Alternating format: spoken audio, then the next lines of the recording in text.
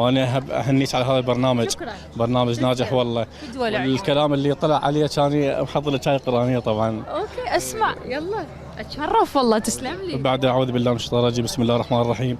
ان الذين يرمون المحصنات الغافلات المؤمنات لعنوا في الدنيا والاخره ولهم عذاب عظيم يوم تشهد عليهم السنتهم وايديهم وارجلهم بما كانوا يعملون يومئذ يوفيهم الله دينهم الحق ويعلمون ان الله هو الحق المبين. جزاك الله. ست والله ما تستاهلين هذا الكلام. وهاي العالم يقول لك الشخص الناجح لا تهتم للكلام. فالحشرات دائما تهاجم المصابيح المضيئه.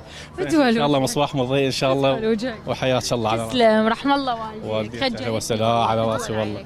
اسالك سؤال. إن الذين يرمون المحصنات الغافلات المؤمنات لعنوا في الدنيا والآخرة ولهم عذاب عظيم يوم تشهد عليهم ألسنتهم وأيديهم وأرجلهم بما كانوا يعملون يومئذ يوفيهم الله دينهم الحق ويعلمون أن الله هو الحق المبين.